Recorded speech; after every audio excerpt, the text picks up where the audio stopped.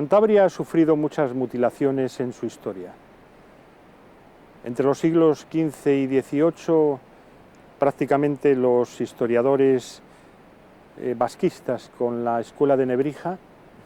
se unieron para que el nombre de Cantabria desapareciera de toda referencia en las guerras contra Roma. Gracias al padre Flórez se superó aquella mutilación sobre la verdadera historia de nuestra comunidad. Igual ocurre con la Reconquista. En Asturias nos encontramos con monolitos, esculturas, grandes cuadros pictóricos sobre los héroes de la Reconquista, todos ellos de Liébana y vinculados a la dinastía que se inició con Alfonso I, que venía de Pedro el Duque de Cantabria. En nuestra región solo contamos con un monumento, con un pequeño monolito que recuerda un hecho trascendental de la Reconquista. De aquí, de estas riscosas montañas, salió Pelayo para la batalla de Covadonga. En Covadonga, numerosos efectivos de los árabes superaron los picos para adentrarse en la Liébana. Y aquí, en los llanos, muy cerca de Cosgaya, la antigua Causegadia, se produjo el gran hecho guerrero del Monte de Subiedes, que en este monolito se recuerda. Se dice concretamente, en este lugar llamado Monte Subiedes, culminó la batalla llamada de Covadonga. De eso vamos a hablar a continuación. Vamos a profundizar en los inicios de la Reconquista en el territorio libanense, en esta vieja Liébana, en esta tierra universal. Vamos a conocer el verdadero origen de Pelayo y vamos a desvelar un informe de la Real Academia de la Historia de 1916 que apenas ha sido divulgado. Un informe de la Real Academia de la Historia que dice que los orígenes de la monarquía española hay que buscarlos en la indómita Cantabria y que esa dinastía que reinó en Asturias y después avanzó hacia Castilla surge del tronco familiar de Pedro el Duque de Cantabria con sus hijos Alfonso y Fruela y con los sucesivos reyes hasta que Ramiro I impone la sucesión hereditaria en la corona. De todo ello vamos a hablar a continuación. Desde aquí, desde este monolito, uno de los pocos recuerdos que hay en Cantabria y hay en Liébana sobre el verdadero origen de la Reconquista española. Acompáñenos a continuación para relatar una historia distinta a la que nos han contado. Las invasiones en el siglo V de suevos, alanos y vándalos y la constitución en España de la monarquía visigoda principalmente introdujeron algún cambio y una nueva modalidad en el territorio de la Cantabria romana, en el cual el rey Leovigildo, después de la conquista de Amaya, capital de los cántabros, constituye el ducado de Cantabria, al frente del cual se elige un dus o duque, dividiendo a España en 12 provincias, entre las que se encuentra con personalidad propia Cantabria. El antiguo territorio de la Cantabria romana, con pequeñas diferencias en sus límites, conformó también el territorio del Ducado de Cantabria, tal y como han defendido muchos investigadores, entre ellos Sánchez Albornoz, Amador de los Ríos, Aureliano Fernández Guerra, Martínez Mazas, Escajedo Salmón, Pérez de Urbel, Pereda de la Reguera y Joaquín González Echegaray.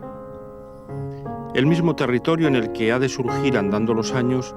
la comunidad actual cántabra que tan excepcionales servicios prestó a Castilla en los albores de su constitución y durante la lucha secular contra el poder de los musulmanes, cuyo levantamiento comenzó en las tierras cántabras de la Liébana. 7 siglos aproximadamente después de las guerras cántabras contra Roma, que forman parte inseparable del carácter y valor del concepto de independencia que históricamente ejerció el pueblo cántabro, se creaba en plena España visigótica el Ducado de Cantabria. De ello nos da noticias la crónica albeldense al referirse a Alfonso I en los siguientes términos: Iste Petri Cantabriae Ducis Filius fuit, es decir,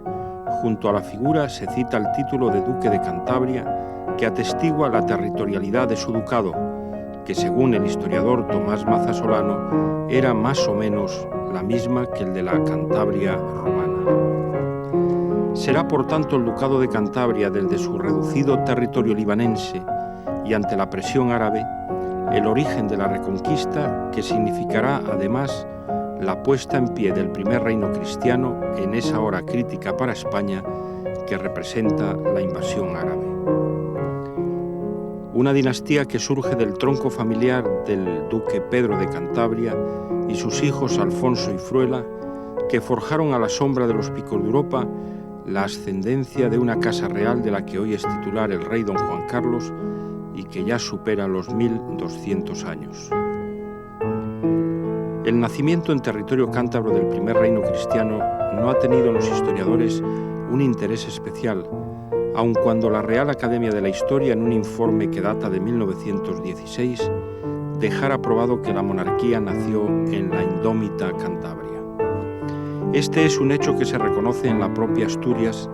pero que apenas ha tenido eco en los estudios historiográficos sobre Cantabria. En efecto, con motivo de la publicación a principios del siglo XX de la obra sobre Alfonso III el Magno, escrita por el historiador asturiano Armando Cotarello Valledoro, 3 académicos de número de la Real Academia de la Historia, Gabriel Maura Gamazo, José Ramón Mélida y Manuel Pérez Villamil, redactaron un dictamen de fecha 4 de abril de 1916 que respalda 2 de las conclusiones que el historiador Cotarello argumenta en su obra. Los orígenes de esta nueva dinastía deben buscarse en la indómita Cantabria, y el verdadero tronco de los antiguos monarcas de la Reconquista fue Pedro, duque de Cantabria. Un dictamen este de la Real Academia de la Historia, desconocido o conscientemente ignorado en los estudios históricos sobre Cantabria, que fue aportado por primera vez en la obra El Ducado de Cantabria, origen de un reino. Una ocultación que resulta sorprendente cuando dicho dictamen de la Real Academia de la Historia ratifica las tesis de la investigación de Cotarello que tanta trascendencia tiene para nuestra proyección histórica, que el verdadero tronco de los antiguos monarcas de la Reconquista fue Pedro, duque de Cantabria, y que los orígenes de esta dinastía están en la indómita Cantabria. Así lo entendieron también muy célebres historiadores como Ambrosio de Morales en su Crónica General, Francisco de Sota en su Crónica de los Príncipes de Asturias y de Cantabria, y el historiador Trelles en Asturias Ilustrada, o más recientemente la catedrática Isabel Torrente en el 2º volumen de la Historia de Asturias, que afirma: el triunfo de Ramiro I en su empeño marca un hito en la monarquía, ya que su triunfo lleva parejo el definitivo de la dinastía de Pedro de Cantabria. Es necesario reiterar que Ramiro I, hijo del rey Bermudo I, era bisnieto del duque Pedro de Cantabria. El cronista oficial de Asturias, Armando Cotarello, que en su libro Alfonso III el Magno, monarca que en su reinado visitó Cosgaya para inaugurar una iglesia y conocer la tierra de sus antepasados, escribe que, cortada la sucesión masculina de don Pelayo, la corona del primer reino vino a quedar vinculada en la misma familia de los 2 insignes Alfonsos, la familia de Pedro, duque de Cantabria, y no salió de ella en varios siglos. Es realmente significativo, insisto, que encontremos en este libro, editado en Asturias, sobre el reinado de Alfonso III el Magno, encontremos, como digo, la reproducción de ese dictamen de la Real Academia de la Historia de 1916, que hace un reconocimiento tan concreto, tan explícito y tan, contundente sobre el protagonismo de Cantabria, del Ducado de Cantabria, en el origen de la monarquía española y en el primer reino cristiano. En el dictamen de la Real Academia de la Historia de España de 1916 se puede encontrar en un libro editado en Asturias en el año 1932 que lleva por título Alfonso III el Magno. Y sin embargo, toda esta referencia sobre la opinión de la Real Academia de la Historia en este dictamen de 1916 no se encuentre prácticamente en la historiografía de Cantabria. Este dictamen de la Real Academia de la Historia es realmente importante y trascendental si queremos proyectar a Cantabria en esa hora de la historia crítica de España que significa la invasión árabe. Dice este dictamen de la Real Academia de la Historia, como ya se ha podido manifestar en el documental, que los orígenes de esta dinastía, del reino, del primer reino cristiano, hay que buscarlos en la indómita Cantabria. Hay que precisar bien el valor de este término, la indómita Cantabria, porque ya acumulaba pues ese valor de la heroicidad, la lucha por la libertad, desde tiempos de las guerras contra Augusto y posteriormente contra los visigodos. Y añade este dictamen de la Real Academia de la Historia que en el tronco familiar de Pedro el Duque de Cantabria encontramos toda esa línea sucesiva de reyes, los primeros monarcas de la Reconquista, hasta llegar a Ramiro I, que es bisnieto del duque Pedro de Cantabria, que impone la sucesión hereditaria y que, como los historiadores asturianistas reconocen, esa línea es ininterrumpida desde Ramiro I a el actual monarca de España, con lo cual tenemos ahí pues 12 siglos de monarquía, donde el protagonismo fundacional está en la Casa de Cantabria, en la dinastía cántabra, con reyes tan importantes como Alfonso I, el católico, o Alfonso II el casto. En este rey, muy importante en la Reconquista, porque su mandato duró 50 años, pues se va a extinguir esa línea común familiar entre Pelayo y el duque Pedro de Cantabria, y la corona va a pasar ya de forma exclusiva a la rama cántabra, a los descendientes de Pedro el Duque de Cantabria, con el rey Bermudo y su hijo Ramiro I, y la línea después de sucesión hereditaria en la corona. Más inmediato en el tiempo es el comentario del académico de la lengua y catedrático de la Universidad de Oviedo, Emilio Alarcos, quien al referirse a la historia y la cultura de Asturias y Oviedo escribe: no se olvide que los creadores del reino asturiano, Pelayo y luego la familia de su yerno, procedían de Cantabria. Se refiere este académico recientemente fallecido a Alfonso I el Católico, que se unió a la familia de Pelayo al contraer matrimonio con su hija, la princesa lebaniega Ermesinda, reconociendo sin medias tintas a Pelayo y a los descendientes de Pedro de Cantabria, originarios de Cantabria, como creadores del reino. Puede afirmarse, por tanto, que la vinculación con la corona es mucho más que la simple evocación de los veraneos regios de Alfonso XII y de los reyes Alfonso XIII y Victoria Eugenia. Lo ha escrito también el historiador Miguel Artola al indicar que la dinastía cántabra se alargó hasta el año 1037, sucediéndose hijos y hermanos de reyes. Las fuentes asturianas son pues concluyentes. El reino surgió en Liébana y la primera dinastía era originaria de Cantabria, hechos estos que, sorprendentemente, están fuera de la historiografía cántabra. A estas referencias podemos añadir otra que surge del propio tronco de la monarquía española. Corresponde a una confesión del rey Alfonso XII, y las palabras se hallan esculpidas en piedra desde hace más de un siglo en el Palacio de Sobrellano de Comillas, que en una carta a su hermana la infanta Doña Paz, escrita en uno de los veranos que pasó en la villa de los arzobispos, tras proclamar el monarca la nobleza y el patriotismo de nuestro pueblo, añadió: tal vez me creáis digno de esta Cantabria, cuna de la monarquía española. Es importante este documento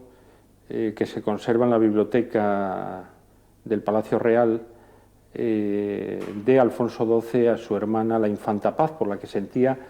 una gran admiración. El rey, que estaba en Comillas en esos dos veranos que pasó en comillas, invitado por el marqués de Comillas, pues escribió una carta a su hermana en la que expresaba la hidalguía, el patriotismo de los cántabros como pueblo, y hacía esa confesión de considerarse merecedor de esta Cantabria, cuna de la monarquía española. Es decir, que el propio rey Alfonso XII asume que la genealogía de la Casa Real de los Reyes de España viene de Cantabria, del Ducado de Cantabria, de Pedro, el Duque de Cantabria, y de sus hijos Alfonso, Fruela, y los descendientes de Fruela, los reyes Aurelio y Bermudo I, hasta llegar a Ramiro I. Y es una pena que aquí en Cantabria pues, hayamos perdido esa batalla de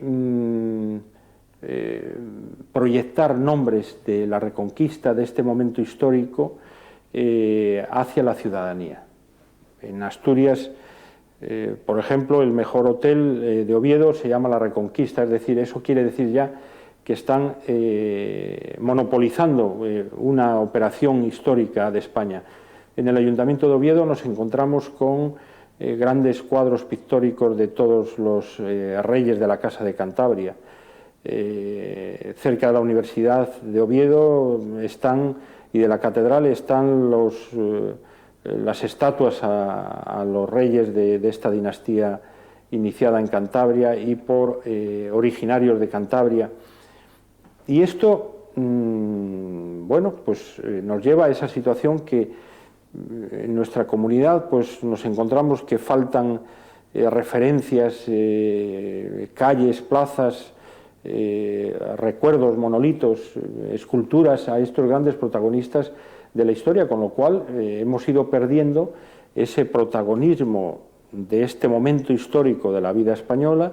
de ese momento crítico de España, como lo ha definido Eduardo García Enterría, y se ha procedido pues, en un proceso largo en el tiempo, pues una asturianización de este capítulo trascendente de la historia de España.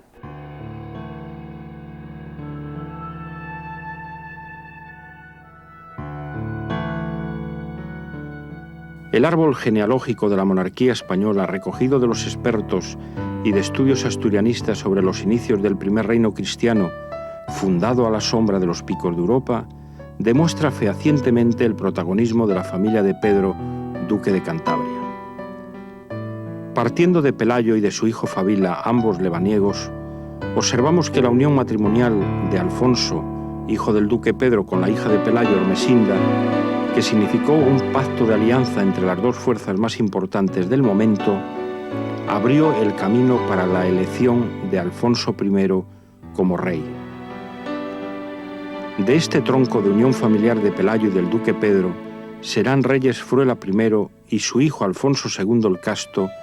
bisnieto del duque Pedro y de Pelayo.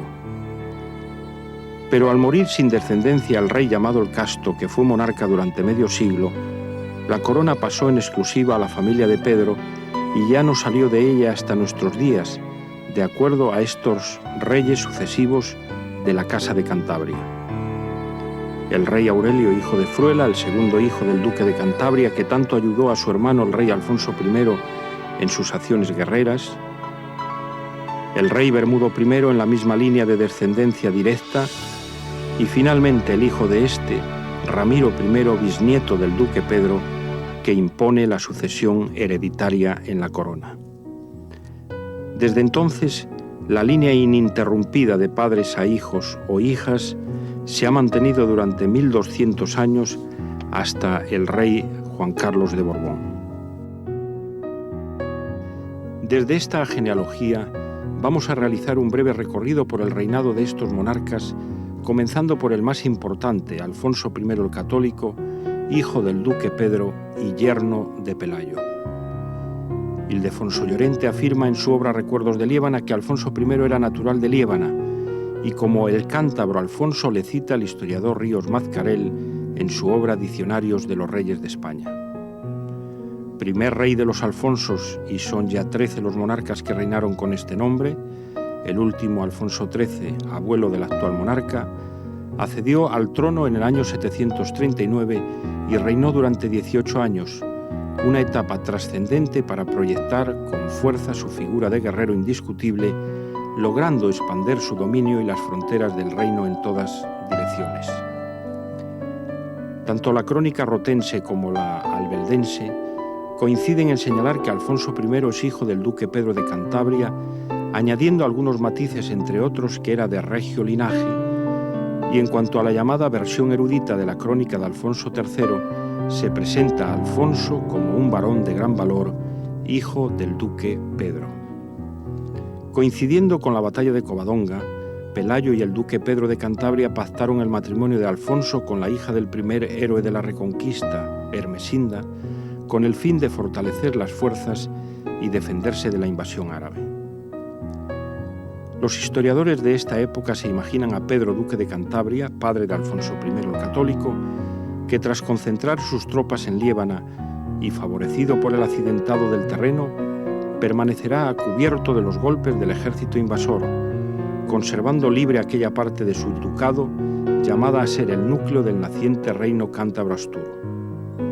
Suponen también que el duque Pedro ayudaría a Pelayo en la tarea de la sublevación y que tomaría parte en el episodio de Cosgaya,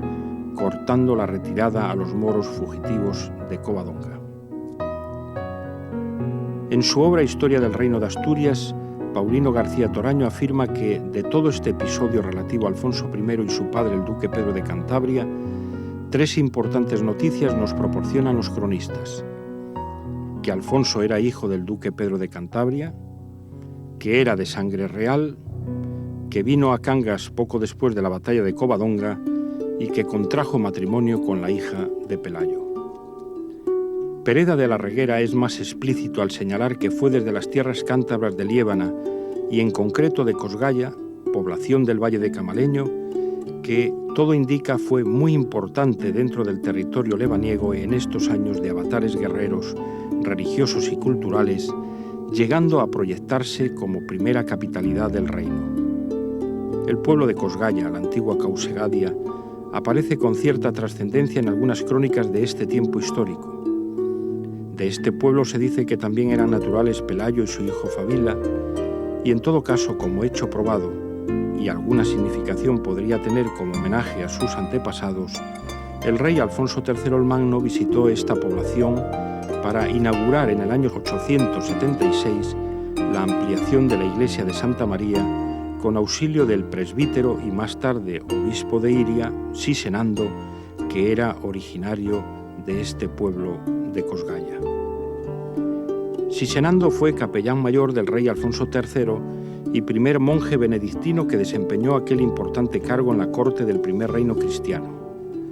Arzobispo de Santiago, en Galicia, desde el año 877, vino a morir retirado de nuevo en su antiguo monasterio de Santo Toribio de Liébana el año 921. Cosgaya, por tanto, fue un importante centro religioso en esta época, pero también militar, y contó con un monasterio, el de Santa María de la Selva, en el cual hubo monjas y monjes, que posteriormente sería agregado al de Santo Toribio. Alfonso I, además, levantó en esta zona numerosas iglesias, acción de la que le viene lo de el católico.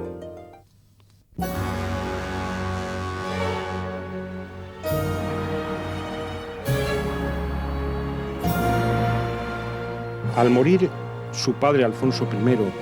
y tras una elección de puro trámite, accedió al trono Fruela I, que reinó hasta el año 768. Se vio obligado a defender unas fronteras muy extensas y constantemente amenazadas, defendidas por su padre, del que heredó la valentía en sus famosas razzias, siguiendo con la política de repoblación. Casado Fruela con Munia, de noble familia vasca, y que raptó en una de sus correrías por la Vasconia, de ella tuvo 2 hijos, Alfonso, conocido por el Casto, y Jimena. 6 años reinó el sucesor de Fruela I, el rey Aurelio. Roto el sistema de monarquía hereditaria, se volvió al sistema de los godos para la elección de rey. Era tal la fuerza de los descendientes de Pedro de Cantabria incipiente monarquía cántabro-astur, que es elegido Aurelio, hijo de Fruela, sobrino por tanto de Alfonso I el Católico. Fue el suyo un reinado pacífico, falleciendo sin descendencia en Cangas de Onís. El rey Aurelio fue uno de los 3 reyes que han pasado a la historia como los reyes holgazanes por mantener una cierta paz con el Andalus. La crónica alfonsina nos dice de este rey: no dio batalla ninguna, pues tuvo paz con los árabes. Al rey Aurelio le sucedió en el año 774 el noble Silo, cuyo único mérito era estar casado con Adosinda, hija de Alfonso I el Católico, situación que con toda probabilidad decantó la elección en su favor. Fijó el rey Silo su residencia en Pravia, abandonando la capitalidad de Cangas de Onís. El historiador asturiano Constantino Cabal, en su obra sobre Alfonso II el Casto, evoca la familia ilustre de Adosinda, la que venía del tronco de Pedro, duque de Cantabria. Pedro, Fruela y después él, pero en la propia sangre de Adosinda, además de la sangre de Pelayo, al ser hija de Ermesinda, había sangre de Alfonso, hijo de Pedro. Muerto el rey Silo en el 783, fracasó el intento de la reina Adosinda de elevar al trono a Alfonso, hijo del rey Fruela I y nieto de Alfonso I y la hija de Pelayo, Ermesinda. La elección recayó en Mauregato, hijo bastardo de Alfonso I. En su reinado rechazó una fuerte incursión musulmana. Y Sánchez Albornoz afirma sobre este hecho que Alfonso era muy joven y en su camino se cruzó un medio hermano de Adosinda, hijo como ella del cántabro Alfonso, pero concebido por él con una sierva. Pereda de la Reguera, por su parte, afirma que en el reinado de Mauregato hay que situar la parte más activa de la vida de Beato de Liébana. Fue un reinado de estancamiento de los objetivos de la Reconquista. Con la muerte de Mauregato en el año 789, accedió al trono Bermudo. Sobrino de Alfonso I el Católico y hermano del rey Aurelio, era hijo de Fruela y, en consecuencia, nieto de Pedro, duque de Cantabria. Tras una dura derrota ante los musulmanes, prefirió regresar a su antiguo estado clerical y abandonar el trono.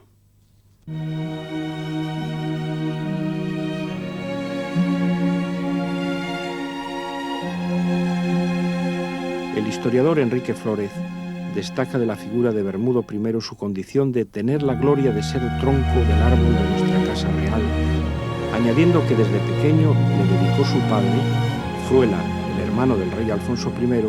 a las letras y aprovechó tanto de ellas que parece aprendió la ciencia de los santos, pues luego que entró en edad resolvió anteponer el reino de los cielos al terreno. Por tanto, en contra de su voluntad, Bermudo I llegó a la cabeza del reino, que continuó en sus herederos directos tras imponerse en la sucesión de su hijo, Ramiro I, el carácter hereditario de la corona. Tuvo a su lado al tantas veces postergado Alfonso, el hijo del rey Fruela y nieto de Alfonso I, al que había confiado el mando de las fuerzas cristianas, que con el sobrenombre del Casto fue elegido rey. Como su abuelo fue un gran monarca de la Reconquista y en una de sus razzias llegó hasta Lisboa, que fue devastada y saqueada, regresando el ejército con un gran botín. En su reinado, Compostela se convirtió, gracias a su protección, en un centro de peregrinación y capital cultural y religiosa del reino. Trasladó a Alfonso II la capital del reino a Oviedo, dotada de buenas rutas de comunicación y con fáciles accesos a los agrestes refugios de los picos de Europa. Bajo su gobierno, el desarrollo ideológico del reino superaría al territorial, llegando a su fin el largo lapso de unidad guerrera contra los musulmanes, iniciándose un periodo de confrontación mucho más intenso contra el sur. Del fomento de lo religioso surgió un ideal esencial para la Reconquista, que aunque estuvo presente en los primeros momentos del nacimiento del primer reino cristiano, Alfonso II fue capaz de impregnar con fuerza ese idealismo para alcanzar un saldo positivo en su largo reinado. En la Crónica de España por Alfonso el Magno, escrita en el siglo IX, puede leerse que durante su largo reinado vivió sobrio, casto, sin mancha, glorioso, amado de Dios y de los hombres. Su espíritu glorioso subió al cielo. No menos justo con su figura fue el historiador asturiano Constantino Cabal,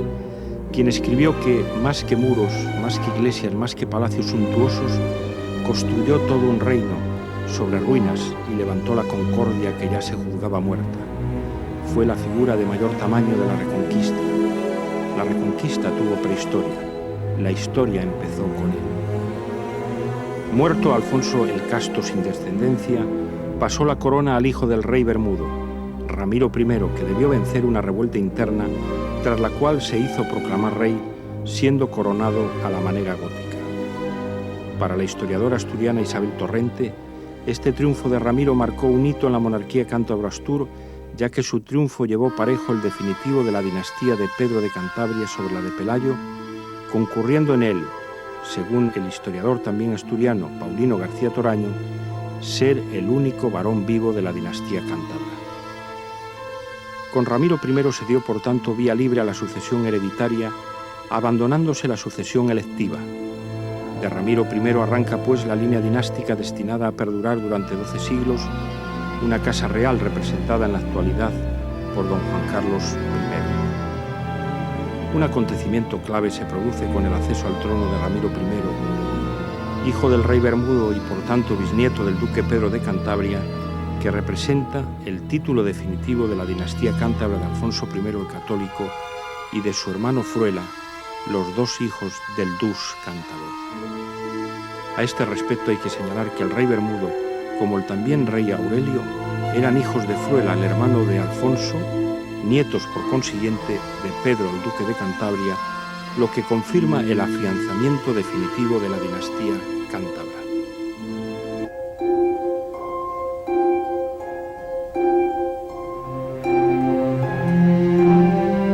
La pequeña monarquía cántabra se expandió por tanto hacia territorio asturo, lo que motivó que el protagonismo del nombre de Cantabria quedara relegado, lo que los historiadores imputan al resultado del rápido crecimiento del primer embrión del reino, hecho que también ocurrió 200 años después al ser absorbido el nombre de Asturias por el de Reino de León. Sin embargo, a pesar de estos cambios de denominación, a medida que las fronteras de la Reconquista se ampliaban, se mantuvo el protagonismo definitivo del tronco de la familia del duque Pedro en el origen del reino y de la monarquía española,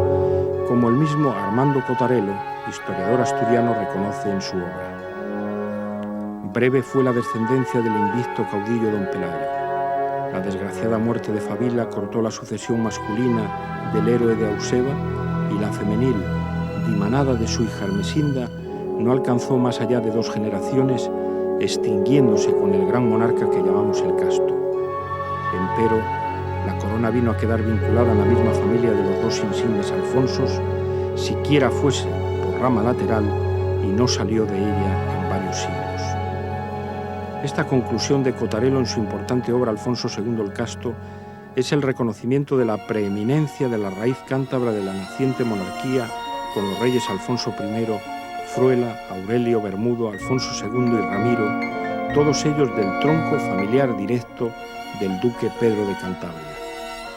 No será hasta después del entronque con Navarra hasta que aparezcan los nombres de García y Sancho. Cuando en los comienzos del siglo VIII se produce el gran traumatismo de la invasión musulmana que alteró definitivamente la situación de todos los pueblos de España, se alcanza el punto histórico en el que aparece el pueblo cántabro al exterior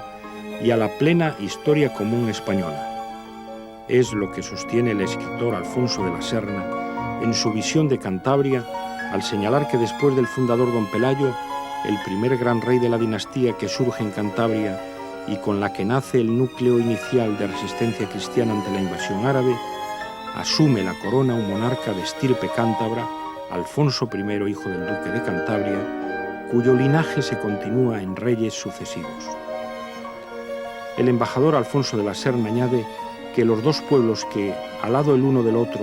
habían hecho frente sucesivamente a romanos y visigodos, lo hicieron también a los árabes. Volvía a surgir la reacción paralela popular, casi tribal, de la unidad astur-cántabra frente al enemigo común. Estas mismas tesis se recogen en las obras El reinado de los sentidos y Nobiliaria española. En la primera, al referirse a la alianza asturcántabra con el matrimonio de Alfonso y Ermesinda, se añade que en los descendientes de Pedro y de su hijo Alfonso I recaerá la herencia del nuevo reino, que en la primera sucesión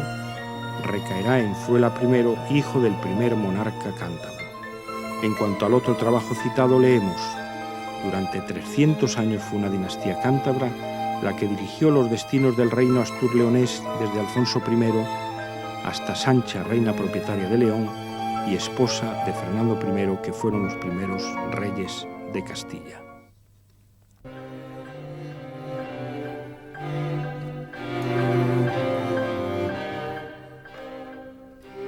De nuestros reyes cántabro-astures se llegó definitivamente con el paso del tiempo a la unificación dinástica que coincide prácticamente con la construcción unitaria de España. El historiador Gómez Tabanera, en su trabajo publicado en el libro sobre el rey Alfonso II el Casto, destaca el protagonismo de la dinastía surgida del tronco familiar del duque Pedro, afirmando que todas las otras dinastías, navarras, borgoñas, trastamaras, austrias y borbones, fueron posteriores a la de Cantabria,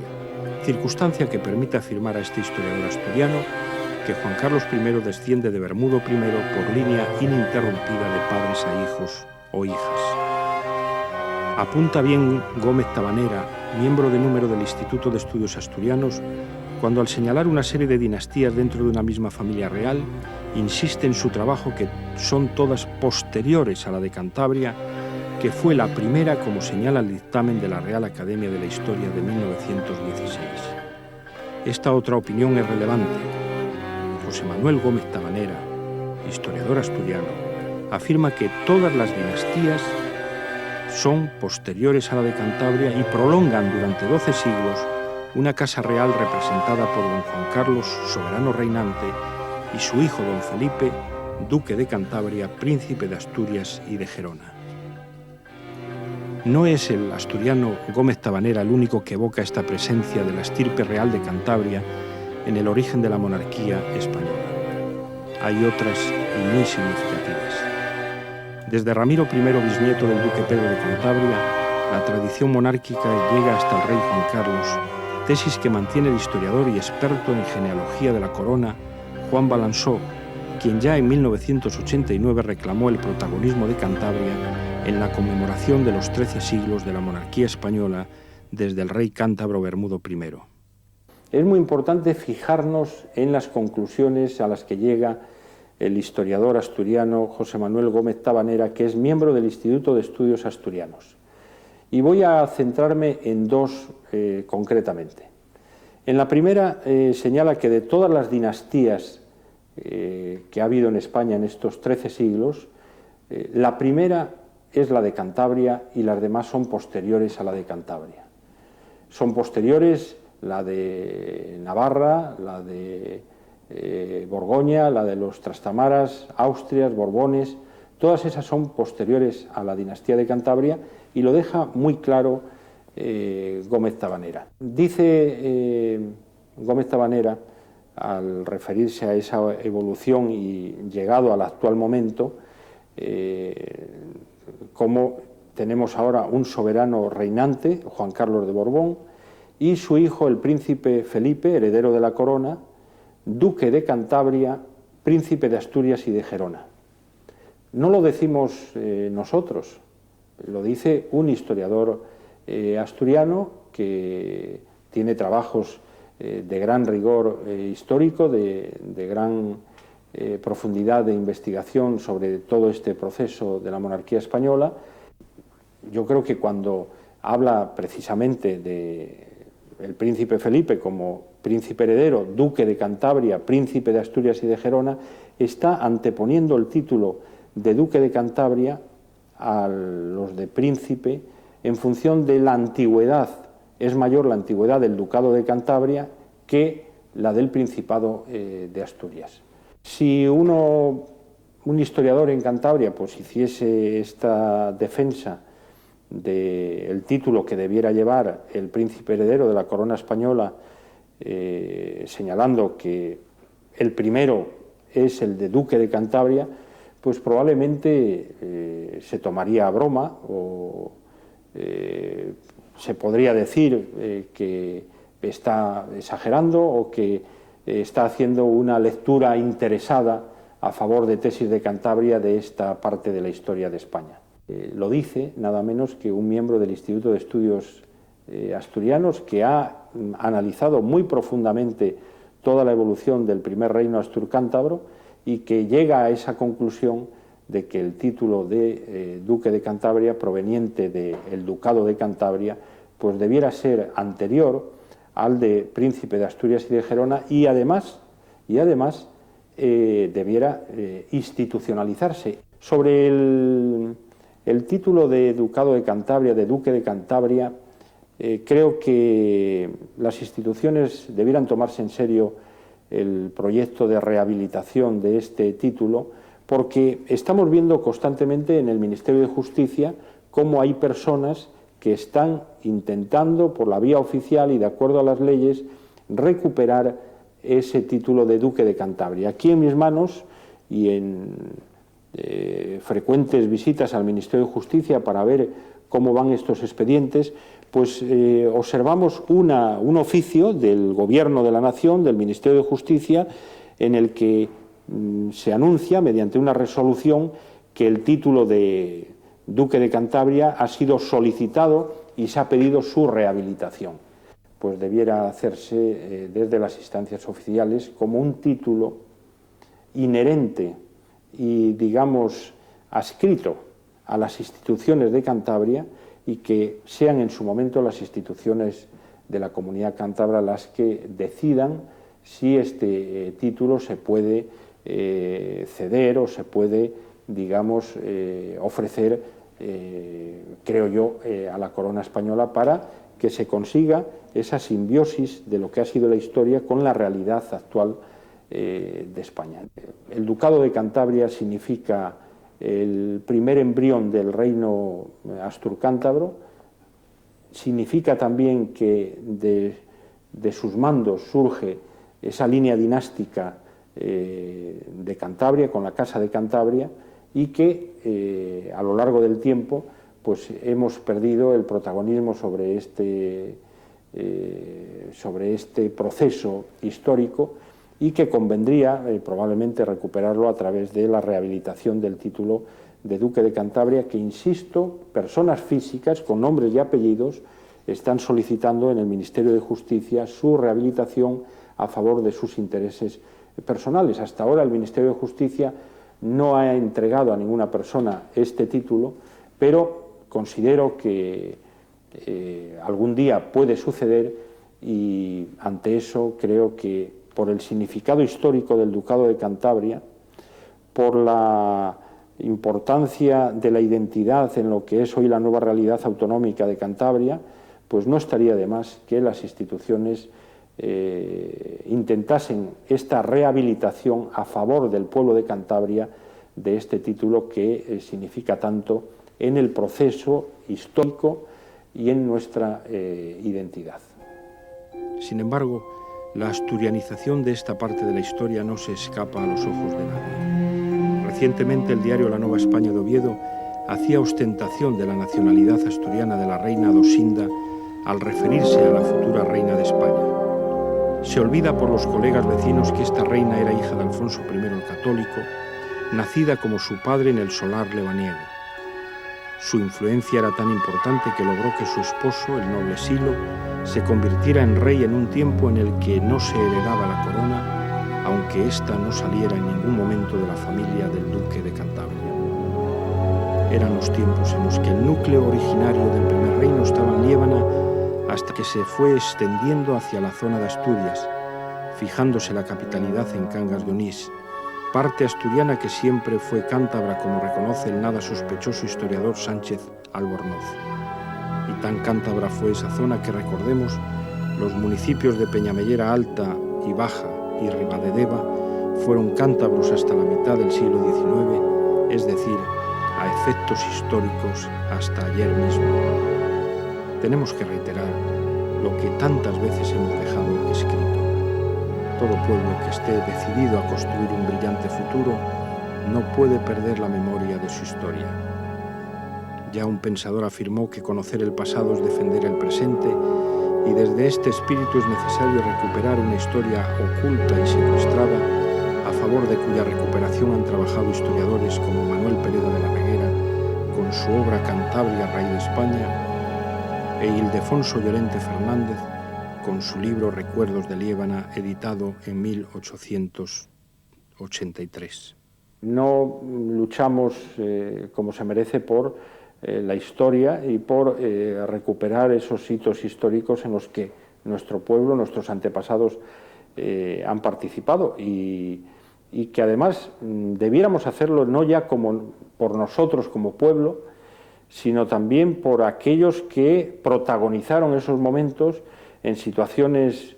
muy adversas, en ocasiones además de crueldades, de batallas, de guerras, de situaciones muy complejas, de las que además pues, va a surgir ese ímpetu que está asociado a ese término que antes citaba de la Real Academia de la Historia, de la indómita Cantabria,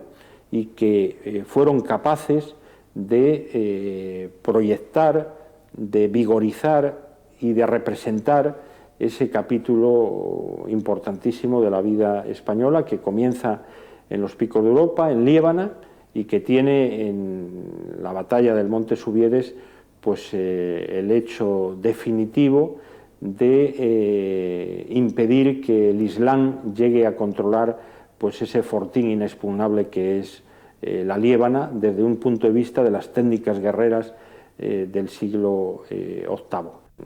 Toda esta historia está reconocida perfectamente, aunque esté con letra pequeña, por los estudios y las investigaciones de destacados historiadores asturianistas, como hemos estado citando reiteradamente, y la profunda pena, si podemos emplear este término, es que la historiografía de Cantabria no se haya detenido en este capítulo, en esta hora importante que transcurre a lo largo del siglo VIII, donde surge pues, ese carácter de la indómita Cantabria para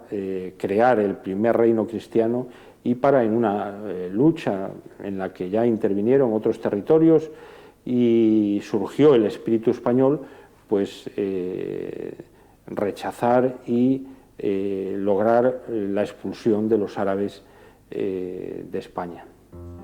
La historia es la vida de los pueblos, y Menéndez Pelayo, el gran don Marcelino, escribió estos párrafos que debemos tener siempre presentes. Pueblo que no sabe su historia es pueblo condenado a irrevocable muerte. Puede producir brillantes individualidades aisladas, rasgos de pasión, de ingenio y hasta de género, pero serán como relámpagos